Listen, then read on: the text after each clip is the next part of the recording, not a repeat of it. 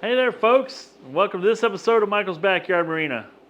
Behind me, hiding, K6 Outdoors. He's playing around with his 25 horse. What I've got here is something that somebody was fed up with, and these are the favorite kind of motor I like to find. Just like the 35 horse on the old Banana, found somebody that was tired of messing with it, and all they did was one little thing wrong, and I did it right. And I got a motor that runs like a top. Well, let's see if lightning strikes twice. This one here is a 20 horse Mercury that a guy, I think I paid 150 bucks for it. The guy bought it, was going to put it on this little junky little boat he had, and I hate to call it that, but it was cracked in half down the middle, and he kind of patched it back together, so I'm not sure it's going to be a wonderful boat when it was all done. It looked like a good boat, but I'm not sure how much abuse it would take on a rough lake before it started cracking again. Hard to say. But anyway, I picked this one up, brought it home, and thought, well, let's just see what it's all about. Now, what he did tell me is it'd kick and then die. Kick and then die. So it wouldn't run, but it was kicking and dying a little bit. And he'd monkeyed around with it enough and it's just plain ass fed up with it. So we're going to jump in here. I haven't opened up the cover or anything except when I went to pick it up. We're going to kind of examine this thing together and see what we can find. First thing we're going to do, let's see if it's got good compression. Because if it don't, it's a parts motor. Let's jump into that right now.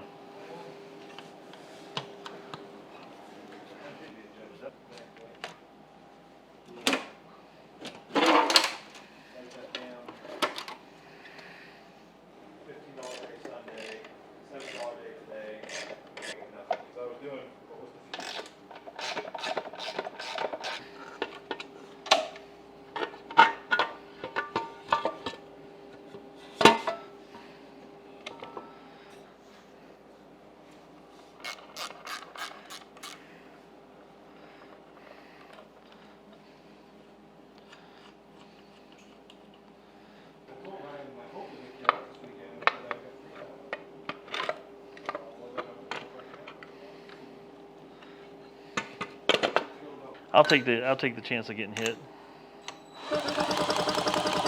We're good. Sweet. We got Sparky. Now let's check compression. Compression. Engage. Uh-oh. You might have to go low gear.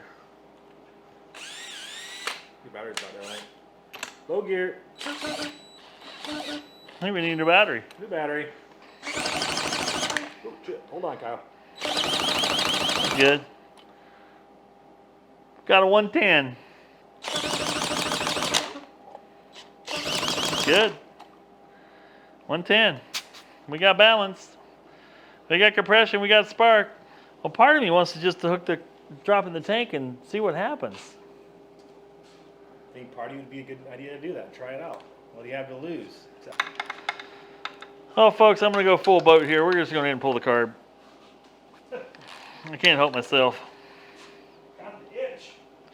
I got the itch to rebuild the carb. It's been a minute. So I got spark and compression, and I get the fuel delivery. This thing will be on the water.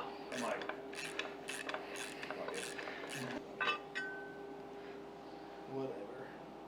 All right, boys and girls, I think we're going to go ahead and pull this carburetor off. I've got it down to where I can get to it. This has a cable for a choke. Looks like relatively easy to unhook that. We'll take and pull this little bolt off here so we can slide this choke piece off. And then looks like maybe one screw here and 2 bolts and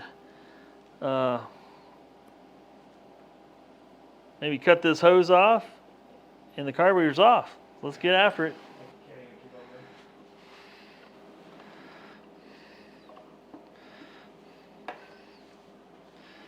Guess what kind of fuel line's going back on? Clear.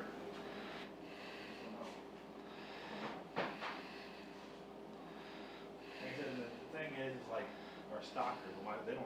I just want to been in one video, so I got to and talking about how there's sometimes we're losing out business in some areas. They probably heard about it by now.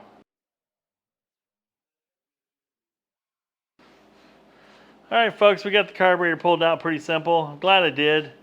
Right here, discover there's a cracked piece right on top where the throttle control is. It seems to be holding, but It can't hold as tight as it wants to because of the crack. We're gonna have to pay attention to that. The other thing I noticed when I took it apart is this fuel smells pretty darn spoiled. So that's not good. So the guy was probably trying to start this stuff with old fuel in it and wonder why it would run and die, or kick and die. Well, these things don't like to run on fuel that doesn't have BTUs left in it. And I'm pretty sure that's what he did. So we're gonna go ahead and finish pulling this carburetor down, look at all the pieces, and then we're gonna order a carb kit for it. Alrighty, we got the old carburetor on the old surgeon's table. We're gonna take a look at what's going on with it. See if we can see if there's anything alarming or not. Actually, once I sprayed the outside off with some brake cleaner, it actually cleaned up really nice. We're gonna go ahead and pull it the rest of the way apart. It smells terrible. There is some definitely spoiled gas going on here. This is an adjustment here. We don't know whether it's right or wrong, but I'm going to check to see where it's at for turns. So there's a half, one, whoop, not even one full turn out. So typically on adjustments like this, 1.5 turns from bottom to out would be a typical thing. But this one was not. My suspicions are smelling the gas, smelling the, knowing that there's spoiled gas inside here.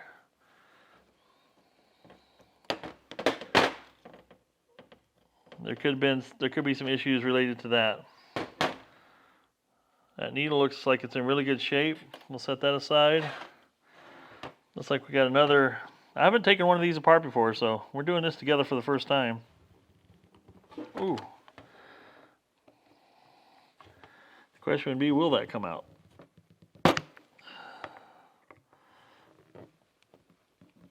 Oh, that's not moving. We'll come back to that, eh?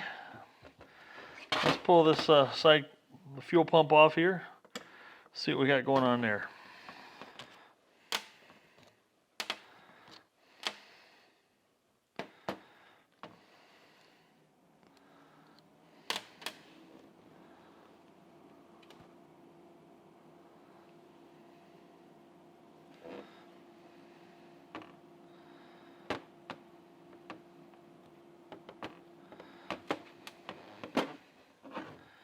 Definitely some crud inside here. See if I can get you zoomed in on that. Yeah, you can see there's some debris, some kind of garbage inside the carburetor. Well, that's a good thing we took it apart. I'm glad I didn't just go ahead and start it. All right, I'm gonna go ahead and slip this gasket off of here. We'll set that aside. I'm gonna kind of lay things out in order that I take them apart here. So that's off right now. This obviously was sandwiched together. This is just a little membrane, I'll lay that down there. This is like a gasket. It's really thin.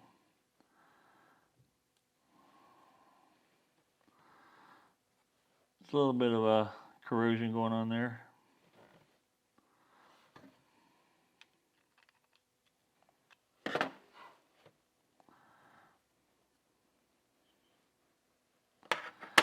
You see a little corrosion on that.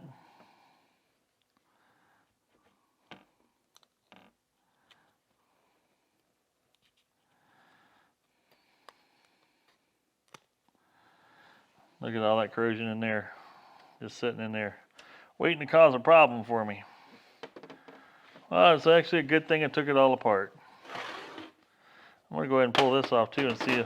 Guessing there's a filter under there maybe. Alrighty, we're gonna go ahead and pull. We're gonna go ahead and pull this, whatever this might be under here. It is a filter. It's got a little bit of, look at that. It's got a little bit of the nasties on it for sure. Yeah, I'm so glad I pulled this apart now. Looks like there's a gasket here.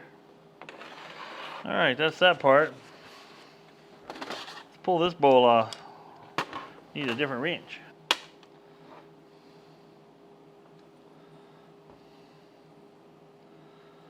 There's just a little bit of that cruddy stuff everywhere. It's like congealed something or another.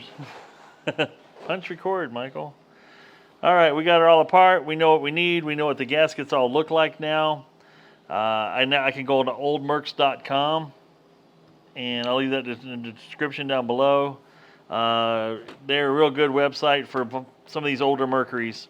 When you start talking in the 50s, 60s, 70s, they've got a lot of parts for a lot of motors that other websites don't have. They specialize in old Mercs. So there you go. We'll order some parts and we'll get back after it when the parts shall arrive.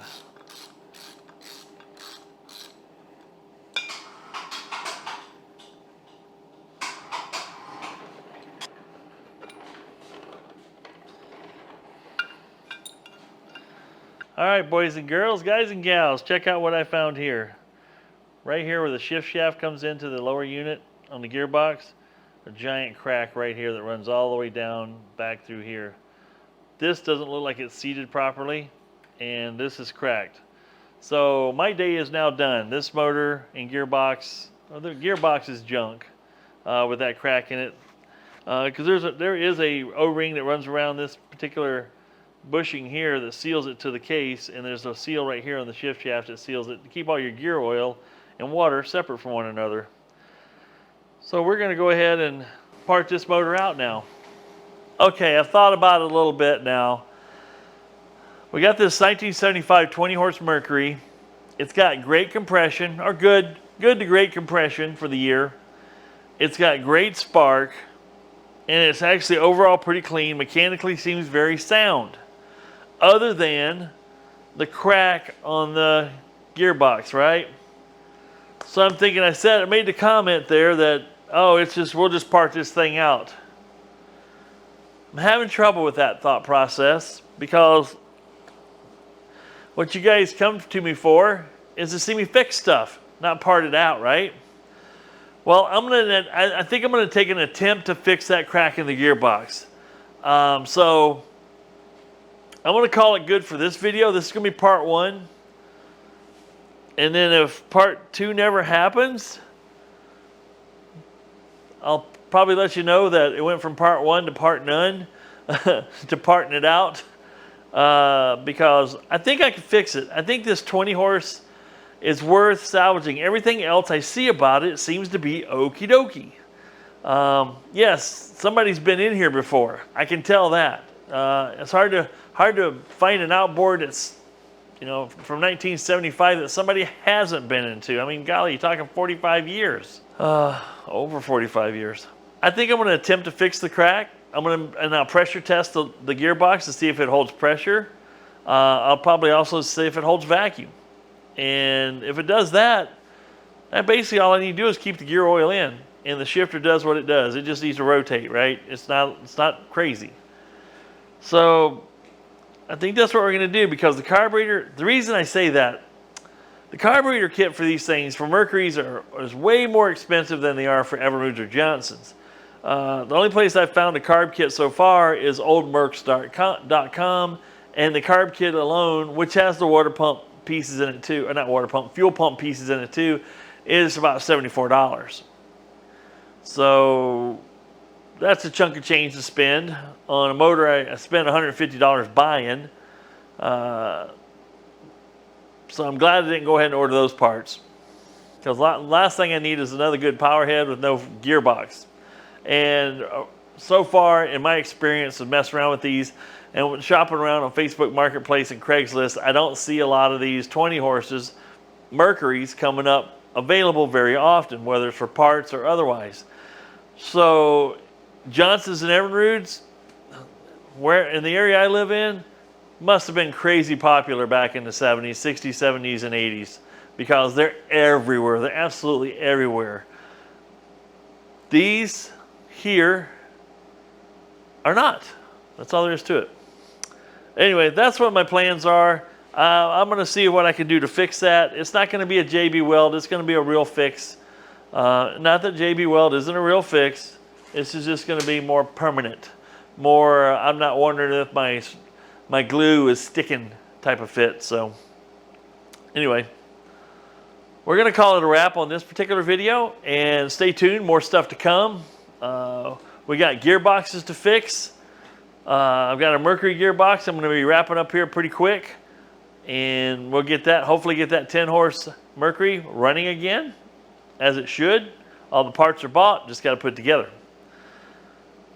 And stay tuned, got lots of good stuff coming up for you. You guys, you've been great. Your comments have been awesome. Feel free to leave me a thumbs up. Don't be afraid to subscribe and hit that notification bell so you get notified when I drop another video. Enjoy the drone footage at the end of this. We just captured some more drone footage here recently on a lake we go to, and I love getting the at-speed drone footage with the boats up on plane, and some music in the background. It just is, to me, that's relaxing. Honestly, maybe I should make a whole video of just all the lake drone footage with just some cool music below, and just put an hour of that together. You guys leave some comments. Tell me if you'd like to see something like that. I'm willing to put it together. I've got all the footage. I just got to stitch it all together, throw some music to it, and do some nice editing for you so it's entertaining to the eyes, and we'll go from there. This is Michael. Say if it ain't broke, fix it till it is. See you on the next video. I'm out. Why do people do what they do? Oh, wow. That could be a problem. He's got that boom, boom, boom.